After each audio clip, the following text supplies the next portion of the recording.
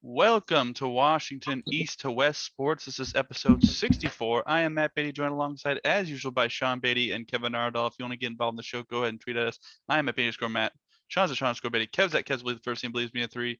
Subscribe to us on YouTube. Tell us what you think in the comments. Follow our page on the Eli Network.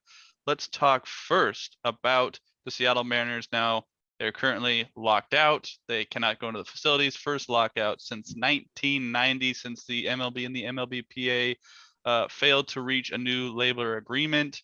And my favorite part about the lockout is all the players going to the faceless avatar on Twitter, because that is what the MLB has reverted to since the players are locked out. So it was cool to see all the players getting on board and be like, new profile pic, and they all have the same thing. It's pretty funny. But let's get to some actual Mariners news. Sean, you have some zips, not food projections? Yeah. So, I was going to say about the lockout was, you know why they did that, right, Matthew?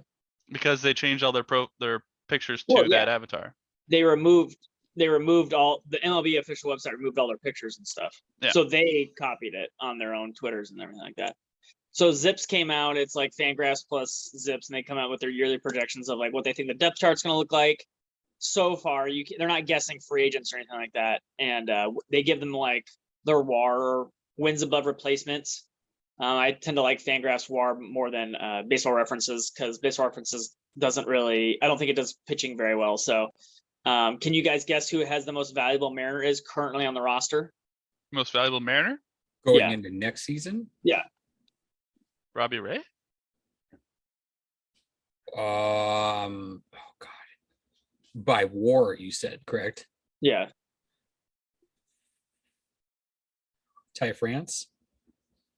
Matthew is correct, Robbie Ray. With a full point more than Crawford, who's number 2, and then Haniger at 2.4 wins above replacement. Actually, it has so it splits it up into positions. So it has first base as France/White at 1.4 WAR, but from what the guy was gathering in the comments, it's not broken down yet, but it has France at a little bit above 3 WAR, like Kevin's correct, but it doesn't like White at all, so it brings the average down by having White in there. So it has Kelnick and Fraley playing a little bit of left field with Lewis and Kelnick playing center, so it likes their relievers a little bit too. So I just thought that was interesting that it came out. It has second base being a big boost with Frazier playing a lot of time.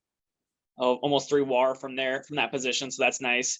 Third base is a little sketchy, and so is catcher, but who do they have there? Toro at third?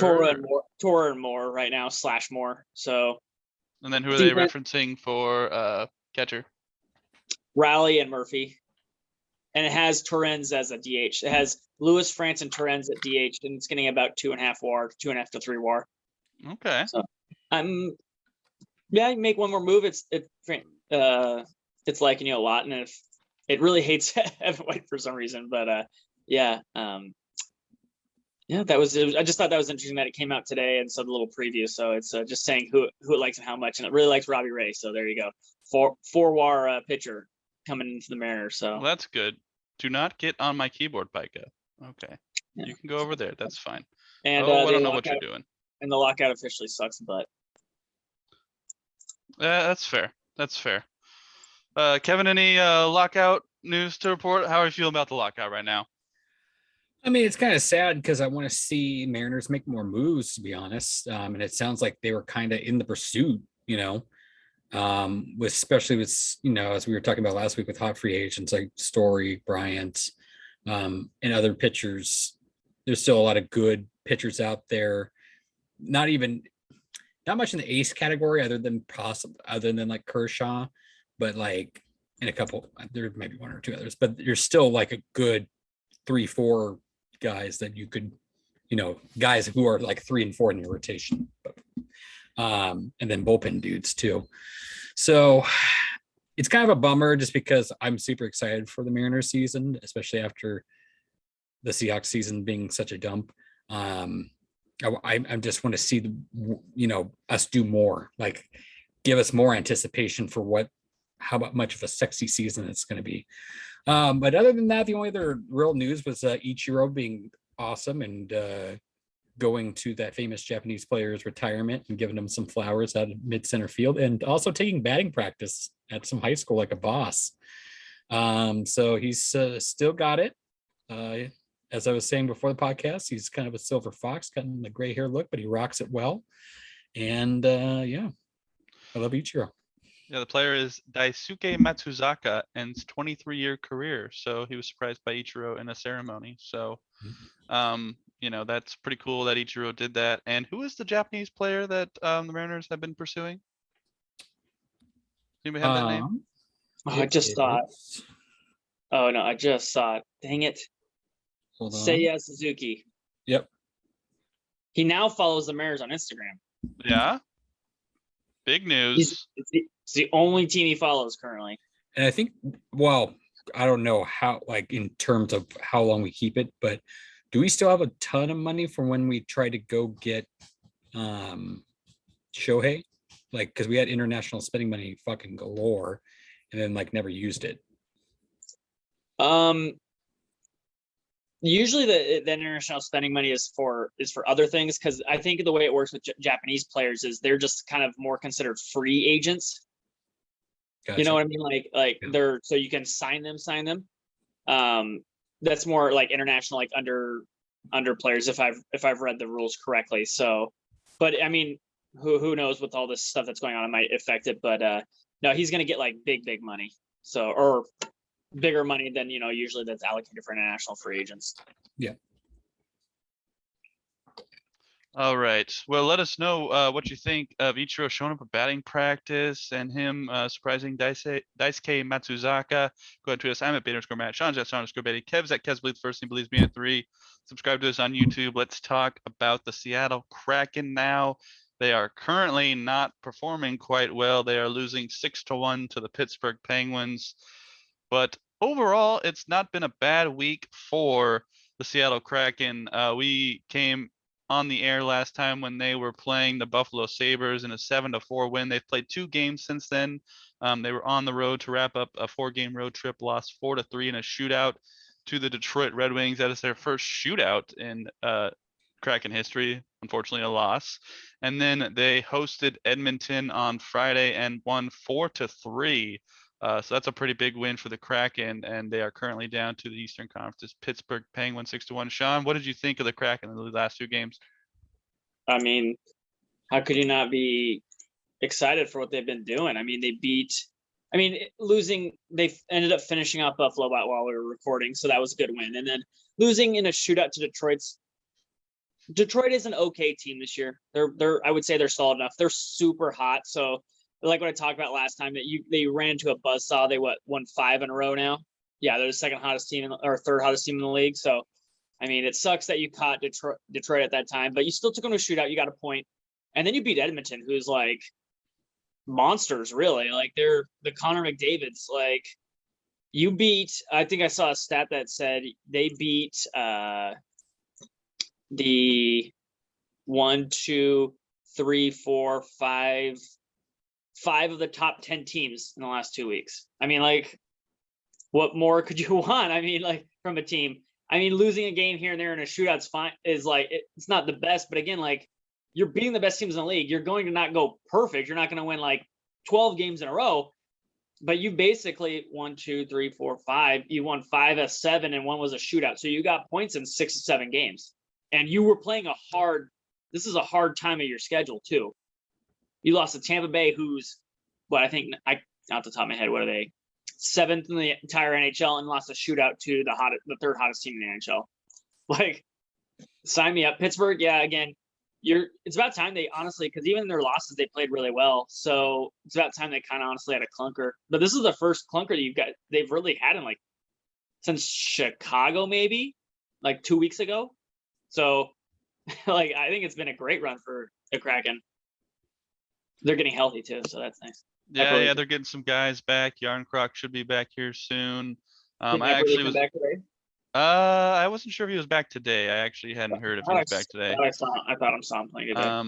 But yeah, that win against Edmonton. I watched most of the game at home, and first of all, Sean, don't disrespect Leon Draisaitl, the big German.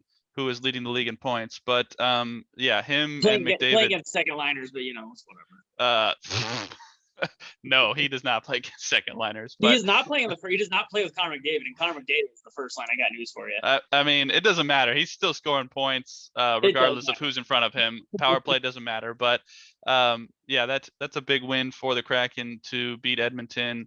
It's unfortunate that they are not playing well against Pittsburgh, but it's all right because I will be going to the game on Thursday when they take on the Winnipeg Jets, taking our dad, Sean and I. So that should be a good game. Hopefully they get the win in that one. But Kevin, have you been able to catch any Kraken hockey? Sadly, no, due to a lot of work. To update you, I don't think he did play. I'm looking at the box score and I don't see him. Oh, he didn't? Oh, okay. I was saying he was playing well. Unless ESPN has been wrong before, they're crappy up.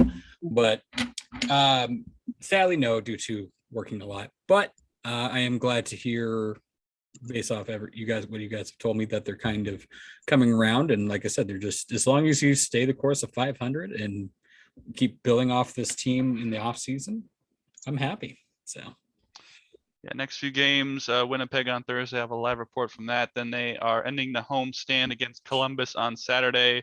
And then Sean, you're gonna have to, I know what side you're picking, but they go to San Jose next Tuesday. So you can have your San Jose Sharks shirt on over your Kraken. Do you have any Kraken gear, or are you just straight Sharks? I do. I have Kraken gear. I got a Kraken hat and a shirt last year. Okay. Well, remember that if the Sharks are losing, you can feel free to take off that stuff and put on your Kraken stuff, just like I'll have a Sharks jacket over my Kraken sweatshirt. Okay. Not happening. Okay. It's okay. All right. Well, let us know what you think of the Seattle Kraken's recent schedule, what they're going to be doing against Winnipeg. I'll have a live report from that game. Go ahead and tweet us. I'm at Basescore Matt. Sean is at Sean Escobetti. Kev is at Kev's Believes First Name Believes Me in 3. Subscribe to us on YouTube. Let us know what you think in the comments. But let's move on to a much happier topic from this last week. In the Seattle Seahawks, they were able to pick up a 30-23 win on Sunday at home against the San Francisco 49ers. Going to run down the box score here real quick. Russell Wilson, 30 of 37, 231 yards passing, 2 touchdowns, 1 interception. Travis Homer, 3 carries, 80 yards. That box score is a little deceiving. Adrian Peterson, 11 carries, 16 yards, and a touchdown. Receiving, Tyler Lockett, 7 catches, 68 yards, 1 touchdown. DK Metcalf, 5 for 60. D. Eskridge, 3 for 25 and a touchdown. And my worst fantasy play of the week, Gerald Everett, 4 for 7 with 2 fumbles. On defense, Jordan Brooks, 11 tackles. Bobby Wagner, 9 tackles. Jordan Brooks had 1 tackle for loss. Going to San Francisco, Jimmy Garoppolo, 20 of 30, 299, 2 touchdowns, 2 picks. Elijah Mitchell, 22 carries, 66 yards, 1 touchdown. George Kittle, oh boy, 9 catches, 181 and 2. And on the defensive side, Azeez Al-Sair had 16 tackles and 1 tackle for loss for the San Francisco 49ers. So Kevin, I know you weren't able to see much of the game due to NFL. Get your shit together, NFL. But what did you see of the game? What'd you think?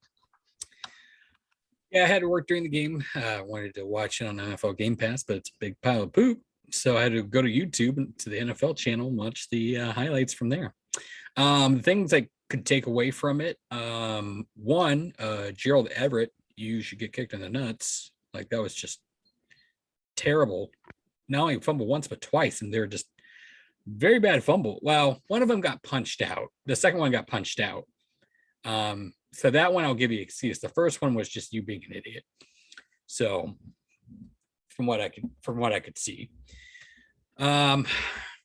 Offensively, better, with the exception of the O-line. The O-line was a hot pile of dog crap. Still.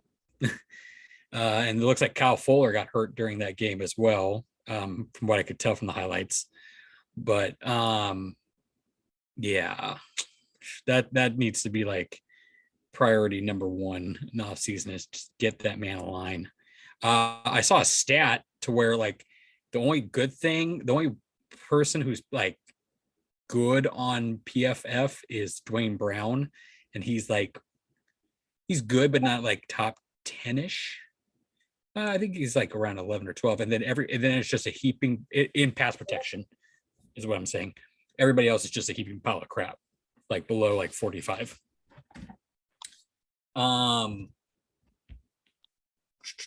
Russell his throws looked better. I only saw the highlights, so I didn't get to see the rest. You guys will have to fill me in on that. But from what I could see when he was connecting, they looked better-ish. Good. The one catch by DK near the end zone, him actually using his body to get the ball over the defender, like, yeah, it took you 3 years. Like, and then he gets up and like flexes. I'm like, yeah, you should have done that like 2 years ago. Type of crap. Defensively, not great. Carlos Dunlap got his first sack. It took him all the way to week 13. And before the season, he said his goal was like, what, 16 or something like that? Yeah. I thought that was kind of adorable. Let's see. Adams got hurt. I saw the stat that once Adams went out, they didn't give up a single point, probably because Ryan Neal's better at coverage. Oh, yeah. I mean, they did have some picks, but they weren't like, one of them was just, it's just Jimmy Garoppolo being Jimmy Garoppolo, to be honest. Let's be fair. Other than that, I'm not really, I'm surprised, but I'm not really surprised because, like I said, it's a rock, paper, scissors game with those three head coaches. I don't get how, but we always just beat Shanahan usually. It's weird. Except for the people forgot that George Kittle's really good. Yeah, kind of one of the top tight ends in football, if not the top tight end in football. Kind of proved it when he made our whole defense look like a bunch of children. God, especially on that breakaway, and then he just runs into the. Oh God, I nearly cried when I saw that. I was like, "Are you serious?" But at the same time, too, I'm not surprised because it's George Kittle. He's good. So, other than that, I can't really give full. Like I said, unfortunately, with Game Pass being down, I can't give you a full, good, real evaluation. I thought things looked a little bit better, but we still have a lot to go. And hopefully we can use next week's Houston game to do that. So.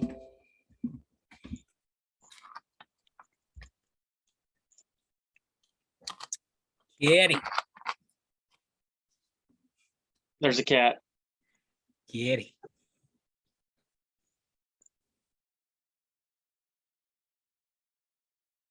You're muted, Matthew. Okay. Yeah. I am muted, aren't I? Oh boy. Oops. Yeah. The cat muted you. Sorry. Well, the cat is Pika. She's the official cat of the podcast. Anyway, to the game offensively, I thought the offense played much better. I think that is how they were supposed to look, what we expected them to look like during most of the season. Russ was playing well, 30 of 37. I mean, it's a great stat line, 2 touchdowns, 1 pick. Why is there a timer that is doing that? Okay. But yeah, Russ looked good this game. That was nice to see. And the rushing attack wasn't really working too well, so they had to go to Russ a lot, and he delivered. So that was good to see Russ get back in the win column and lead this team to a victory like he has in the last 9-10 years.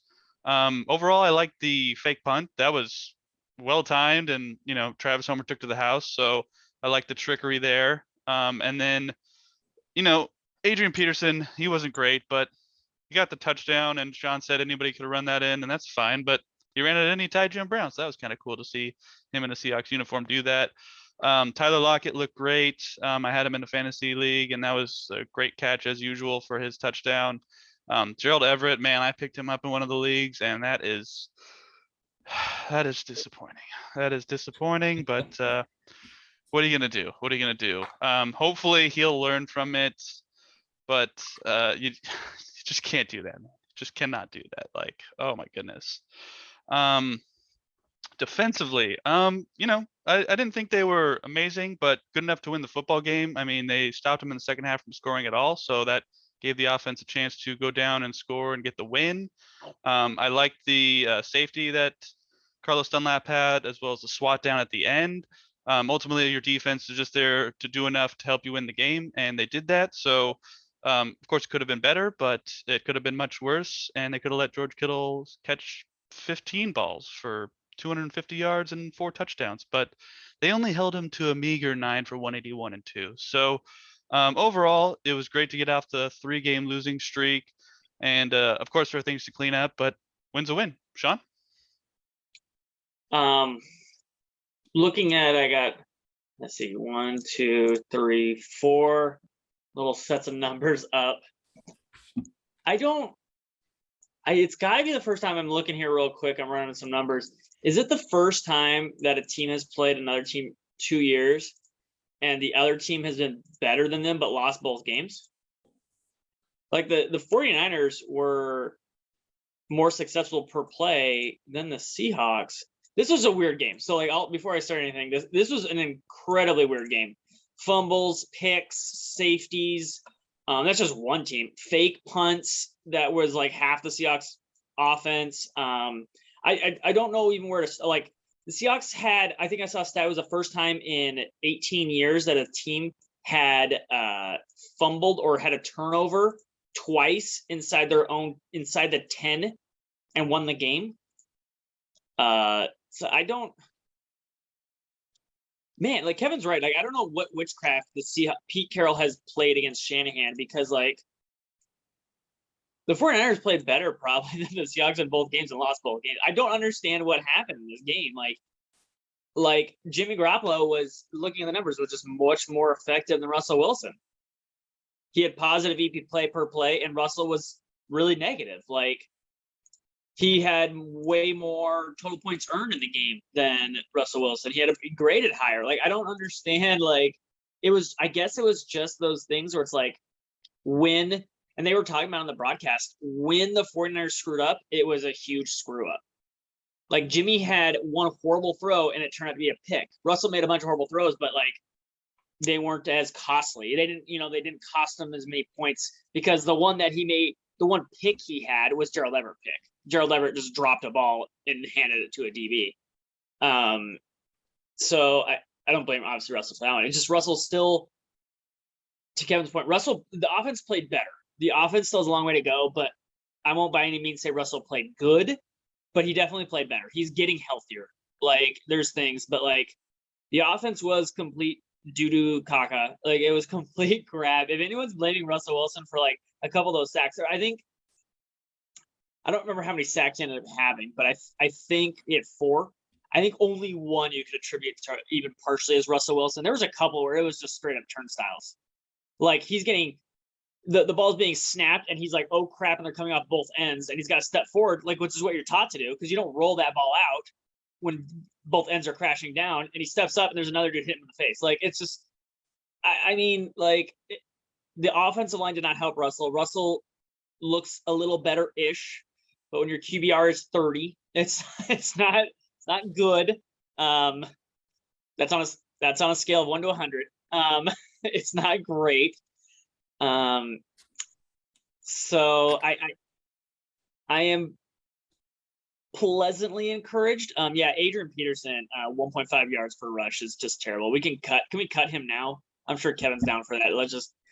Why did he play? Like, that's my fucking question. Yeah, he led the team in touches, and it was just awful. Like, it was just awful. It's Marshawn Lynch all over again. Yeah. Why? He was it's 5 years ago. Being an idiot. 5 years ago. Stop doing this. Like, it's a complete joke.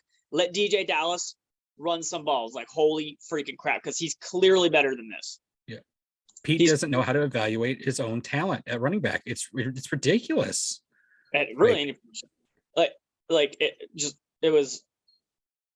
Travis Homer's EPA per rush was almost 4. Now, that was hugely relevant based on one play, but still, it was just like, and Adrian Peterson's was negative 0.27. which is just horrible. It's like he picks him up and he thinks that Adrian Peterson's just going to age back 7 years and just be like beast. Like, what? I don't understand. I don't understand it. Another thing I wanted to say was, so people, when they were like, because I talked about this 2 years ago when we signed Jason Myers, it's the whole Blair Walsh thing. I told you if you're gonna go off the scrap heap and all this other stuff, and you're gonna do these things, there's only a couple kickers. Kickers are like bullpens in the MLB. They're hugely volatile. Jason Myers won an MVP, a Pro Bowl bid because of like the Jets protecting him and things like that. Is he really truly a great kicker? And can he have like one good year and then get paid? Absolutely. And right now he's just not very good. He's terrible. He's probably the second worst kicker in football. But with that said, you're not going to find anybody he's considerably better than anybody you're going to find on the waiver wire right now. That's the thing. You're basically stuck with Jason Myers. What I was trying to explain to people online, like you paid him, you're stuck with him. He's better than what is out there. Yes, he has a 60. This is the funny thing about it too. I want to talk about it's all about perspective and how it happened. Jason Myers right now has a worse kicking percentage than Blair Walsh ever had in Seattle. But no one is freaking out about Jason Myers on a weekly basis because that team was built. The one before was built when we played for only field goals, and it kept coming down to Blair Walsh, and we're like, why do we keep sucking? I'm like, well, because Blair Walsh isn't very good. Now we suck in general with everything, and no one's paying attention that Jason Myers is terrible. Just no one's paying attention to it, and I'm like, it's all perception, guys. Like there's a guy who missed a kick in the Baltimore New England game that just happened today. It was like a 40-yarder, and we were talking about with Kevin and Matthew. It's like 40 miles an hour wind in the snow, and everyone's going to look at it on the piece of paper and be like, he missed a 40-yarder. That's not good. I go, not all 40-yarders and all 50-yarders and 30-yarders are created equal. You can't just look at it and be like, this guy's kicking percentage is terrible. He's a bad kicker. Like, that's not how this works. That's not everything's the same. So that's why you kind of have to look at advanced numbers and things like that to grade like actually how someone's doing in positions and things like that. Granted, Jason Myers doesn't look good in that. And I'm going to start it here. Let's just cut him next year and save $4 million against the cap. And then just get a kicker. Doesn't matter who. Just somebody off the scrap heap. They're going to suck, but then don't play for field goals. How about or don't expect your crappy kicker to make 56-yarders. Yep. And then realize middle of the game that you screwed up. I don't know if you saw this, Kevin. He went out, tried to kick a 56-yarder. That's a long kick for anybody. Missed. Then Pete Carroll had the same one, closer option later in the game. Was like, I'm going to punt it. And I'm like, so you admitted you screwed up earlier. Like, what are we doing here? Like, either you trust your kicker or you don't. But then, like, you just showed that you now lost faith in your kicker. Like, I was just like, you need to invest the money smarter, like on offensive line, maybe, and then get more aggressive and get those touchdowns, because those touchdowns are way more valuable than maybe just get rid of the kicker and then you don't have to worry about kicking. Michael Dixon can do kickoffs. You're fine. Honestly, a lot of it is kicking below 40 yards and below. Like, if you could get a guy that's just reasonable at that, everything else is bonus, because like it's so hard. Like, we talk about it. 2 years ago, he was the Pro Bowl kicker for the AFC. And then, but it's such a volatile position that the guys who are truly elite, like Tucker, are going to get $5 million a year. But like Robbie Gould is like the 15th, 17th ranked kicker right now. Like he's the guy that and he's not even very good this year. I think he's been hurt though. Mason Crosby is the only guy worse than Jason Myers right now, like in advanced numbers. Like, it's just like these guys who you think are good year in and year out, it's really hard to consistently be good as a kicker because so many variables come in here. But like, still, it's like Chris Boswell, Tyler Bass is the third best kicker in the league this year. What team does he play for, guys? Buffalo. Oh, well, Kevin knows it, but yeah, Matt, yeah, like, come on, like, fantasy. Well, fantasy, but yeah, it's just like, without that, like, people aren't know who these kickers are, and so it's just like it's so hit or miss with like these guys. I think the best kickers. I think Justin Tucker is clearly the best kicker. I trust Matt Prater more than most kickers on the Cardinals. And then I actually like Younghoe Koo of the Falcons. He's a very good kicker. He's very. It is Younghoe Koo. Younghoe Koo is 12th. And who else did you say? Matt Prater, 27th. Yeah, Matt Prater's had bad. That's what I'm saying. Like, like year in and year out, it's so hard to judge how good kickers are going to be, except for like one, maybe two. And so like, we're talking like, we need to get a better kicker. I'm like, there's 30 other NFL teams who are like, we need to get a better kicker. Like, you could like maybe. I mean, Nick Folk for the Patriots, he's usually pretty consistent. He is, but like, again, they don't put him in a lot of positions. He's shit beyond 50 yards, Matthew. He's terrible, but they don't make him kick a lot of beyond 50 yarders. They're very smart in what they do. He kicked one a day, but like, they ask him to do certain things, and he's really good at that. He's got a below 90% extra point made this year. What about like kickers at higher elevation, like Brandon McManus of Denver? Brandon McManus, like 17th. But that's what I'm saying. Like it's kind of it's so hit or miss. So I'm like, that's what I'm saying. Like, don't spend a ton of money on your kicker. You could spend like $1 million or something like that, and then go in this, because a bunch of these guys are gonna be free agents. Go in a heap, see what you got, but really need to be playing. You need to be really way more aggressive with those touchdowns, going for it more on fourth downs. Be the Baltimore Ravens and don't kick a lot. And if you have to, they have Justin Tucker, but still, like, you don't have to play for that position. Justin Tucker doesn't kick a ton. He only has 22 extra points all year. Like, well, for example, Matt Prater has 38. Like, you don't need to kick that many extra points, or you go for it. Do other things, like put yourself in position. Like, he's attempted 25 field goals. He's the best kicker in the league and has 14 less field goals than Nick Folk. Like, it's just like, don't have him kick a bunch. To have the weapons, fine, but you don't need to be spending a ton of resources there. Yeah, I think Myers had such a good year last year that everyone thought Myers was elite or whatever. He was a PAT machine. He was incredibly protected last year, is what I'm saying too. Like, it wasn't the same as like this year. He like, yeah, he was like, again, scoring touchdowns. He was the second. But I think he was like 24 of 25 last year. Yeah, like he was the second best kicker last year. But he kicked attempted 2 field goals beyond 50 yards. He attempted 2 beyond 45. That's what I'm saying. If you can do that, that's totally fine. That's what I'm for. Protect your kicker. Don't ask him to. If you don't have one of those elite guys, don't ask him to keep kicking 50+ yarders. But like, if you do, go for it. But like, that's what I'm saying. Like, use Tucker the way you did Myers like you did last year. Don't ask him to keep kicking these 56, 57 yarders in cold weather. Be smarter with it. Punt it or go for it. Be more aggressive on when you have a third down coming up. Play for it like you have 2 downs, Pete Carroll. You're in 49er territory. Act like you got 2 downs to go. You don't have to get all the first down, but act like you got 2 downs to get the first down now.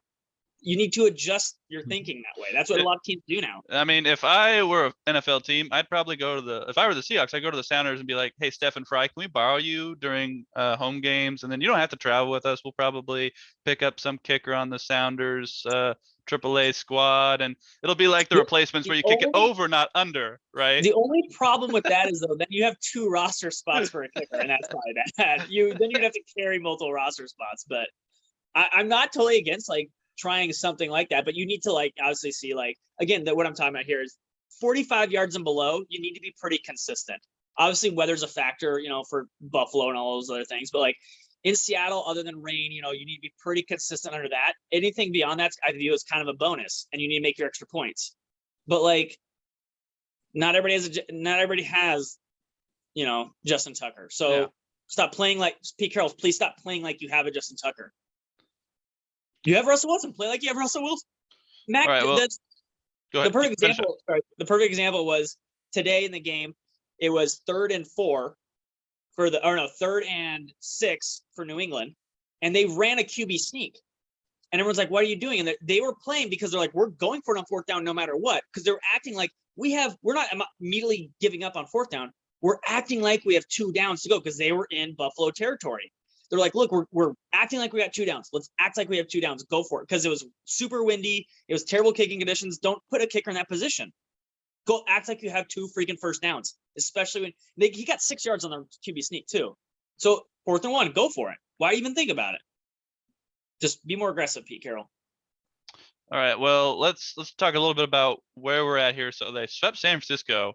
Does that have any effect on your outlook on the season after this win? I'll just go ahead and start. No. There's nothing that's changed. It's still gone, but it was great to break the losing streak. Anyone else? Sean? They're in second to last in the NFC conference. Like, I don't know what, like, we're still like 4-8. Like, if we get to 800, if we win the next 4 games in a row, then I mean, the crazy part is they're not entirely out of it. They're basically out of it, but they're not entirely out of it. That's what people are saying. They're like, look, Yeah. they're a game and a half out, basically. But I'm like, yeah, but like a lot of these teams play each other, so one will have to win, guys. Like, that's the problem. You have to leapfrog 7 other teams. That is the problem with this. Like, the Falcons and the Saints play each other. The Panthers, they play each other. One of the 2 will win. So you have to win your game, they have to lose, and then next week they have to do the same thing, and the other team has to flip and then lose. So that's the problem you're in. I saw the tweet where someone did the math on how Detroit can make the playoffs. That was pretty. That is crazy. That ended the second game on Thanksgiving, though. They're like, we got it, and then like immediately were eliminated because no. Sorry, because, Detroit. I can't remember who the second Thanksgiving game was, but it did not go the way they needed it to go. The Raiders Cowboys. But Kevin, any change in your viewpoint at this moment? Super Bowl winners. Super Bowl winners. Got it. Here we go. Of Madden. Okay, that's fair. That's fair. All right, well, let's talk about the rest of the NFC West. Arizona went to Chicago. Kyler Murray and DeAndre Hopkins both played, and it was a 33-22 win for the Cardinals. The Rams hosted the Jacksonville Jaguars, and it was the beating we all thought it would be, 37-7. Arizona, man, Kyler looked good. I mean, that ankle looks fine. Didn't have to throw that much. He ran it in twice. Kyler looked good. He for like 120 yards, Matthew. He didn't do anything. And he ran in 2 more scores. Yeah, that's all you need to do. Like, throw for 2, run for 2, boom, game over. The Bears had 4 turnovers, Matthew. They looked like shit. The Cardinals didn't do anything. Sure. And then the Rams, I didn't watch any of that game, but that's what I assumed would happen. Kevin, what'd you think? Yeah, like I said, if Kyler and Nuke played, they're gonna win. And I don't know what this whole Andy Dalton project is. Just like get Justin Fields is hurt. Ready. Oh, is Fields hurt? Oh, yeah. Okay, then that makes sense. So I'm not surprised there. Like they had probably a shot if Kyler and Nuke didn't play, but since they did, and Kyler, yeah. So not really shocked there. Man, the Jaguars, I'm kind of surprised, man. They're the world beat. No, I'm kidding. I'm just bullshit. Yeah, fucking Rams just pooped on them. So it is what it is. NFC West is still really good, despite I mean they do have weaknesses and there's flaws, of course, and that comes with every team. And then there's the whole, like I said, the rock, paper, scissors between us, the Rams and the 49ers. Just like in 2 weeks, we're going to get pooped on by McVay. But yeah, all in all, the Cardinals are still the number 1 seed, aren't they? And then Rams are in the wild card. So yeah, they're just going to keep on rolling unless some weird magic injury happens to one of their quarterbacks. So Sean, what'd you think? Yeah, no, like the Cardinals defense is what they good. Arizona scored 10 points, not off turnovers. And he all threw 4 picks. Like it was their average drive off of turnovers was oops. Let me see. I got it right here. 22 yards. like they didn't have to go anywhere. Like it was just terrible. Like they scored 2 times in the first quarter. One was 28 yards and one was 15 yards. It was 14 points. Like that was it. They had 40 yards and 2 touchdowns. Like the Bears were just terrible. Is basically what it came down to. Arizona's good, obviously, but this game the Bears were terrible. Threw 3 picks in the first half. It was over by then. Yeah, same thing. The Rams just what we thought. The Jets are pathetic. Or the Jags are pathetic. Sorry, Jags fans, but yeah, it's I don't know if I was overly impressed with the Rams either. It's just at least they didn't turn it over 4 times. They turned it over only twice. The Jags, yeah, I don't take too much from either game from either team. They did what they were supposed to do with just the terrible crap that they played. So, just good wins, I guess. All right. Well, before we move into the preview, we got a little bit of time here. So I want to talk about the division. So we said before the season started that the NFC West was the best division. Now, I got the standings up right here, and I want to ask you guys, do you still believe that to be the case? For me, it's a little bit more difficult to say that. Seattle's obviously the biggest disappointment, and then the rest of the teams are 500 or better. But it's kind of tough because you look at the AFC North. Now, granted, some of those teams are just kind of big hit or miss depending on who they play and the defense that goes against them. But the AFC West also has every team 500 or better. So I think the NFC West is certainly in the conversation. The biggest issue is the Seahawks kind of bring them down a little bit. So at this moment in time, I would probably give the nod to the AFC West. And, I'll give credit to Kevin because he predicted the Los Angeles Chargers to be an AFC championship team. Now, I don't think they're going to be that good, but they look pretty good for the most part. Now, they are very, very volatile as well. There's times where Justin Herbert looks like an MVP type player, and then there's times where he just poops his big boy pants, to quote the fantasy footballer. So that is something that needs to be fixed. But overall, the AFC West, and I think I saw the stats yesterday that Patrick Mahomes was not very good, but the Chiefs won anyway. I didn't actually watch the game, so I don't know what happened, but I know the Chiefs won the game.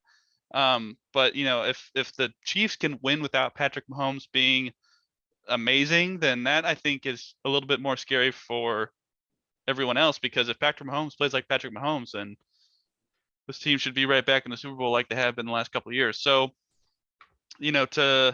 to say the NFC West is the best division, I would say it's probably the AFC West at this point. And then, the AFC North is a little bit weird because Pittsburgh is not good. Their defense is very good, but they themselves are not good. And then Cleveland has been a major disappointment. So I'd probably put the NFC West second and the AFC North third, even though records would say it's AFC North. Sean, what do you think? Looking at the fancy numbers. Do you want me to share my screen so you can see them? No, I know it. Okay. Based on the fancy numbers, I think it's I would say pretty clear, but it's relatively clear it's the NFC West still. Like 3 of the NFC West and DOVA are the top 7 in the NFL. San Francisco being number 7. I don't want to tell you where Seattle's at, but they're not of those 3. 23. What? 23. 17. But you got Arizona 4, Rams 6, San Francisco 7. So yeah, and then the NFC West is surprising, but like I'm not. The Raiders aren't this. Unfortunately, they're not this. So I just they're not that good. Denver's a little better than I thought, but Denver still just has such a they get a nice benefit of just playing not great opponents this year, but that's because they were 4th last year, so that's kind of to be expected. But they still don't. What are they kind of about? 6 and 6. 6 and 6. Yeah. They're about 19th in DOVA, so like about Seattle. Chargers are good, but yeah, I've liked the Chargers for a while. I don't think they would be in the conference championship for the one reason you said. It's inconsistency. I didn't think it'd be this is the reason they were bad. I just thought it'd be injuries again. But their defense, well, it's gotta be. Their defense hasn't been as good. Their offense has been fine, but their defense hasn't been as good. But they did have a bunch of people go out last week too. Like Bosa got hurt, a couple other guys got hurt. So I think the injuries are gonna bite them in the butt again. They just cannot. Yeah, they're like 16th in the league. Kansas City's the one holding up that division still. And like you said, Matthew, Mahomes hasn't been great, but their defense has not just been historically terrible, and they've won 5 in a row now. So just don't be like the worst defense ever recorded since 2015, and you're gonna be fine. And they figured it out at that point. I would say, yeah, they're probably 2, and then AFC North probably 3. Benton is so bad. They're so lucky they're 6 and 5 and didn't lose to Detroit. Like negative 42-point differential. Like they're not above 500 team with that. Like that's just not. Like that is incredibly lucky. Like the teams that are around them are the Giants and the Bears. and they're 500 or about 500. I don't see it. Like I just don't think they're that good. I still say a long way about it. I still say it's even with the Seahawks dragging them down. I still say as a 4-8 team, the Seahawks are a pretty good 4-8 team if they could just figure out their freaking own issues. Like the other 4-8 team is the Bears, and I think I'm pretty confident saying they're much better than the Bears. if the Seahawks could figure it out. Everyone knows that they have a lot more talent than the Bears. They're the most talented 4-8 team in the NFL, whatever that gets us. But I still think the NFC West is the most talented division and the toughest division. Kevin, what do you think? To kind of keep it short, I would say based off record and stuff like that, of course, probably the AFC West would be number one. In my opinion, talent-wise, of what talent is on each team, I would say it's the NFC West. Just defensively and offensively on both sides. We, with the exception of O-line, but other than that, and like I said, with Russell's injury and then a horrible head coach, it kind of hinders us down a little bit more. I think there's a lot more talent on this team than what people want to give. It's like I said, the just injury to Russell and Pete's terrible player evaluation and coaching has just kind of brought it to, and terrible O-line too. So let's put it this way, guys. So let's go head to head. Kansas City's number one. They play the Cardinals. Who wins? Cardinals. Oh, That's a game I want to watch. Let's be very real here. Like, that's a coin. That's a coin. That's right a coin. now, I'd actually agree. I probably would say the Cardinals just because Pat is not playing well at the moment. But God, They do have. really they do- it's really hard to keep him out though. They are the second hottest team in the league. Yeah, but I mean, who have they played over the past couple of weeks at the same time? Strength of schedule has to. I mean, yeah, They Denver, played the who's like, Packers, the Raiders, the Broncos, and the Cowboys. They played one team under 500. yeah. They also play the Packers without Aaron Rodgers, though. It's true, but the Cardinals won a bunch of games without Murray, which you want to roll those dice again, and they probably lose those games. Yeah. So at the next one, the Rams versus the Chargers. Boy, Where I don't know, the defense is really bad. I was gonna say, where's it at? I say the Rams. LA. I would say Rams, LA, yeah. but I would take the Chargers to cover -3. It would be close. So, and then the 49ers versus the Raiders. Oh, Niners. And then the Seahawks versus the Broncos. Boy, I mean, I think that's 3-1 NFC West. I mean, God, I want to say Seahawks, but that is not the case. And this that's year, not, so. and that's not even including the Arizona game, Matthew. I think the other three are pretty much leaning pretty heavy NFC West. And I'm giving you that the Kansas City beats Arizona. If you think Arizona so confidently beats Kansas City, that's 4-0. Fair point. I mean, that's what I'm saying. Like, that's how I looked at it. I was like, well, each matchup's like Kansas City, AFC West doesn't have like one where I'm like super confident that they're going to win that game. I've got a pretty confident ones. 49ers and Rams are going to win those games. I'm not as confident in the Rams, but I think they would win the game. But It see depends what on what you're saying. Chargers team. Like, it feels like the Chargers just like each Well, week. It's like either It also they're gonna depends on dump- what Rams team shows up too. Yeah, If the the good Rams team shows up- defense took a hit though. But if the Rams team shows up, they win no matter what. They're graded better. They're just way better in every facet, though. I don't know. I think they have Running what, like back one wise, win they're above not- a team above 500, right? Something like that. Because I'd take Eckler over who they have. But it doesn't matter. It's scheme. Like, come on, running backs don't matter. Scheme, yeah. O-line, I'd probably actually might take the Chargers. Because you have a bunch of old fucks and a bunch of nobodies on that line right now. They are basically tied in run efficiency right now. 10 and 11. They're right next to each other, Kevin. You're right. But the Chargers are one spot ahead. Just because I trust Eckler a little bit more. But the Rams are better than But, the Chargers. I mean, after we saw fucking Cooper Kupp's fucking interview, holy shit. I don't know if you saw that, but he was like just I did. going over like football knowledge like nobody's business. And I was like, heck yeah, Eastern, right? Represent. Yeah. Man, next and passing, they're just like right next to each other. It's just that the Chargers are the worst team in the NFL in rush defense. The worst, like 32. They just cannot stop anybody, and the Rams are top 10. Like that's the problem. Like that's why the overall DOVA, the Rams are so much higher than the Chargers. They don't have a huge weakness like the Chargers do.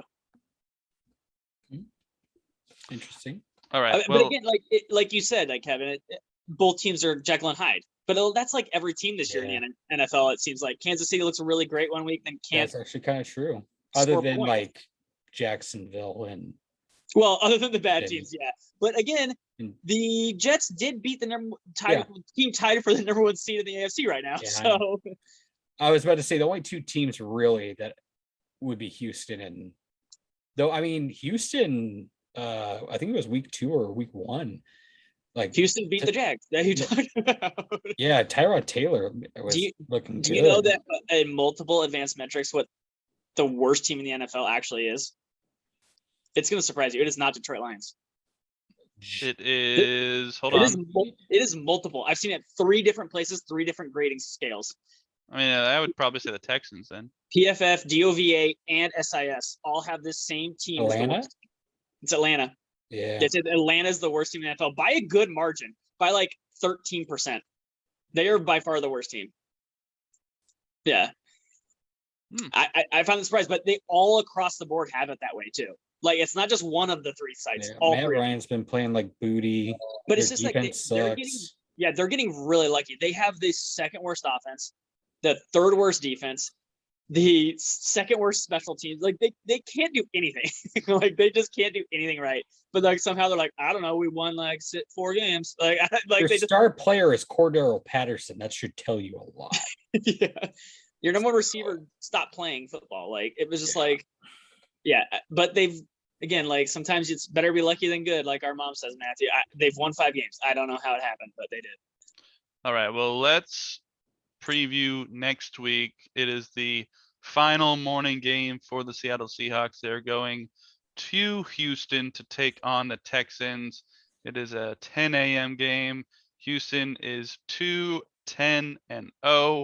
And I am looking at the standings on ESPN, and the Texans are a team that is officially eliminated from the playoffs, the only one. So sorry, Texans fans, not happening this year. But let's talk about this game and give our predictions. I think it's fairly simple. The Seahawks are most certainly the better team. Will they play down to the Texans? Possibly. I don't see that being the case this time around. I think the Seahawks have some confidence after that win against San Francisco. I think they will carry that over. I think the defense will play very good, and that offense doesn't have much for the Texans. I think Russ will play well, but I think it's probably going to be a lot of running from Pete this game. And I see the Seahawks kind of cruising in the 4th quarter. So I will go Seahawks 30, Houston 14. Sean? Yeah, probably close. I want to say really quick about Atlanta. I looked it up 3 weeks ago. No one said this, but they went 2 weeks, Kevin. You'll probably like this. They lost the 2 games combined 68-3, and no one said a word. They went the 2 weeks combined 68-3, and just no one said anything about it. So yeah, that's like, Atlanta is that bad. They won, then they beat the Jags and then lost by 20 to the Bucks. So yeah, but yeah, they're much better than Houston. I think. I hope. I think everything will say that. And as I see it here, I see Houston's the only team officially eliminated. Did Detroit stave off elimination by winning? They did. I thought they had to have a lot of other things break their way, but I guess not quite. So yeah, they're playing the only team officially eliminated, even though the Jags have the same record. I believe Tyrod is out, and I think Davis Mills is playing. I don't think it really matters. Let's be very real here. It should not matter who is playing quarterback for them unless. I mean, it shouldn't matter, but Tyrod is better than Davis Mills. But he's still not. With that team around him, it's not like it's prime Peyton Manning coming out and be like, "Listen, guys." We're not saying that, but what we're saying is Tyrod Taylor is better than Davis Mills. Gives them Yeah, a but better chance to win the football game. There's still a huge. You're not getting the next rung gap of like talent. There's still a huge gap in talent between these two teams, or there should be. Yeah. It's got to be. Oh man, 24-14 Seattle. Kevin, I don't know if we're gonna put up 30 still. I'm nervous. we just did. If Well, Mills, the fake punt did. Yeah. I think we will win either way. I think it'll be closer if Tyrod plays, just because he gives them the running ability. And it also really depends on if Jamal Adams plays or not. Because if he doesn't play, then we'll win. It doesn't sound good. Jamal Adams. Yeah, they did not comment on it, but it was still his shoulder. He hurt and had surgery last offseason. Okay. No, so as Seahawks fans, because I know a lot of them are not smart. You don't want Jamal Adams to play because his coverage is terrible, and Neal is just better. Even though we're paying him a crap ton of money to do it, so if Neal plays, I think it will be a little bit better deficit. Like they're not going to score nearly as many points, just because you actually have coverage out there.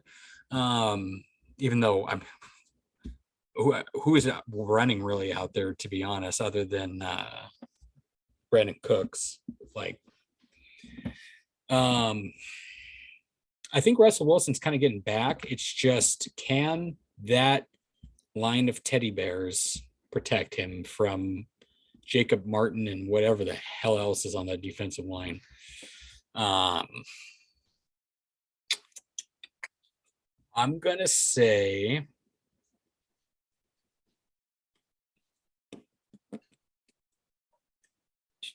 27-10 Seahawks.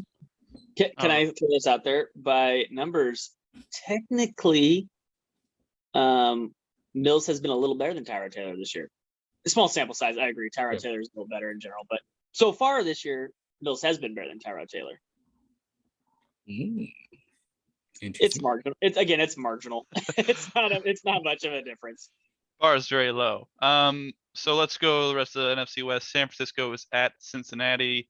This is a tough one because I don't know if Joe Burrow will play. I'm reading a report right now saying he's going to play through the pinky injury.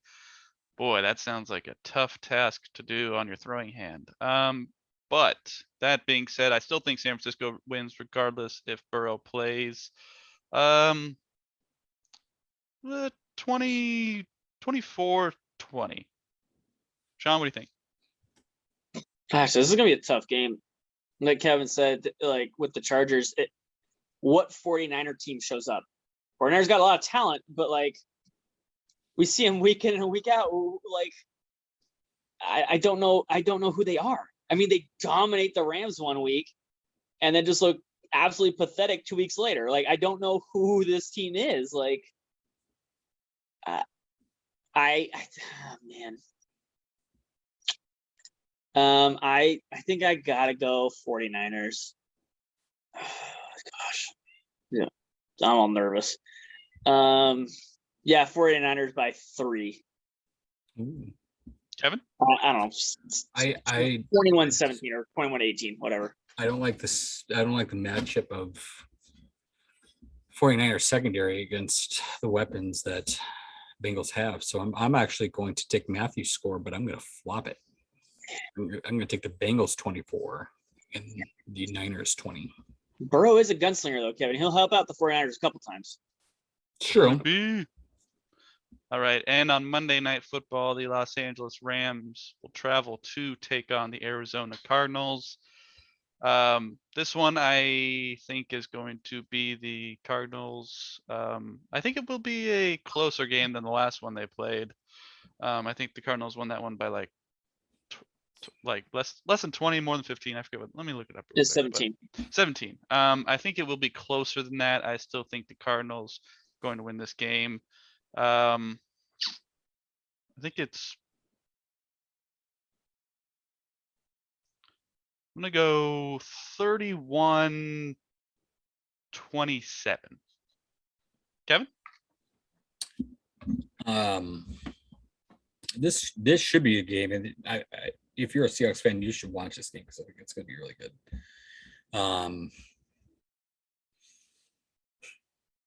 I kind of want to pick the Rams this time around, just because I think they'll have a better game plan of one, getting the ball to play. Like, you've got to get it to Cooper Kupp and Woods. Just get them the goddamn ball. Woods is Woods out. is Kevin. out. Oh, is he out? Shoot. Yeah, he's Remember, out for the he's year. done for the year. Then get it to freaking Odell Beckham or Van Jefferson. Like, you still have weapons, like, and plus that Cooper Kupp guy is really good. So it's just like, spread, like, your running game is okay, but like, you have weapons for days. Don't be the 49ers and wait till like the last second to be like, oh, we have a good receiving core. Utilize them. Like, you have a good receiving core. So even though my gut's telling me Arizona might take it, I'm gonna pick the Rams. I'm gonna say 33-30 Rams. Sean? I did forget, like, with the 49er game, if Debo plays or not, that'll be a huge factor. Since he didn't play this last week. If he plays, it's probably more convinced it's 49ers, but if not, then more of a shot. But same thing with this game, like, how healthy is Kyler and how healthy is DeAndre Hopkins? That's going to be the thing. Like, they didn't have to do anything last week. The Bears gave them the game. So, like, now they're going to have to earn it. Like, how healthy are they? We're going to find out here real soon. But on that said too, what Kevin said, like, Cooper Kupp's a beast, but like, somebody else at some point is going to have to catch a pass because, Arizona knows he's a beast. Like, they're like, we've got to stop this Cooper Kupp guy. Can Van Jefferson do it? And that's going to come down to, can Matthew Stafford just not screw this up? Matthew Stafford's had some games where he's played terrible. Like, he forgot what he was doing a couple times. Like, the Titans game, he was terrible. The last Cardinal game, he was terrible. 49er game, if he just doesn't be horrible Matthew Stafford, the Rams should have a really good shot to do this. But I don't know if I trust that. But the problem is, if you were to tell me like Kyler is healthy and Hopkins is healthy, I'd be like, oh yeah, then I trust the more confident thing. But the problem is, you're giving me, like, I have huge question marks on Stafford, but I also have huge question marks in Kyler and the number one receiver's health. So I got questions on both sides here. And that, like you said, Kevin, Robert Woods is a big deal. Like that, like he's also. So a do monster. two questions equal an answer? Because both I are don't like, know. I keep going back and forth. Like, Henderson's hurt for the Rams too. Like, running backs don't matter. Next. Well, I mean, Cam Akers is not it, man. Like, are you seeing that? Adrian Peterson matters, Matthew. Like, that dude's terrible. Like, bad running backs definitely matter. Like, Sony Michel, who's behind him? No, it's Cam Akers is one who played last week. No, Sony he did not. He didn't? I thought Cam No. Akers touches. Sony Michel. Cam Akers is out for the year. What? Yeah, Oh, you're right. I know. Oh, they fed him. That was the Jags. I don't care. Matthew could run for yards against them. Man.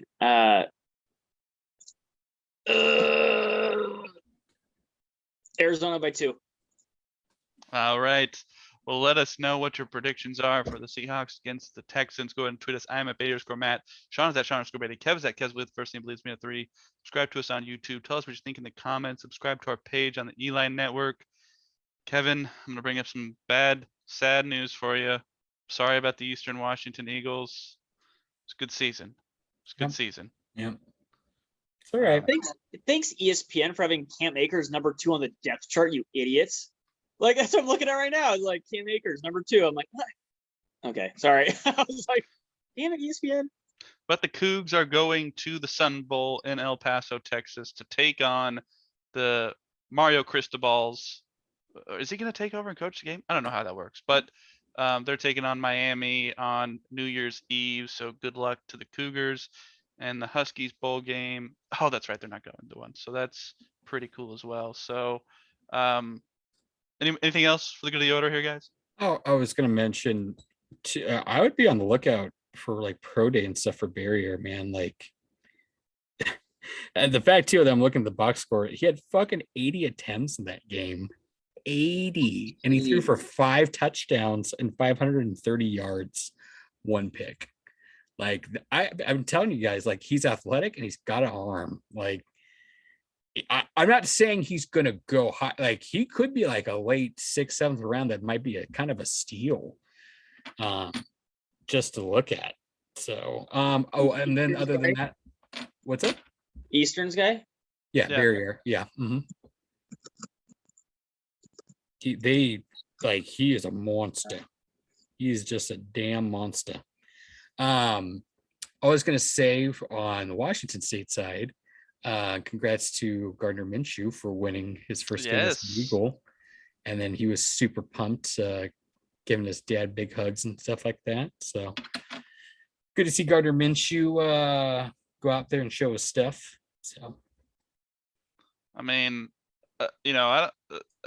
Jalen Hurts or Gardner Minshew, I mean, that could be a question next year. I'm just saying that could be a very valid question next year, I think. So we'll see where they go from here. But thank you for watching, and we will see you next week with some Kraken. No Mariners because there's a lockout probably, but you never know. We'll see you with the Houston-Seattle recap, and then we will be talking more about all Washington sports next week. So until next time, stay classy, Washington.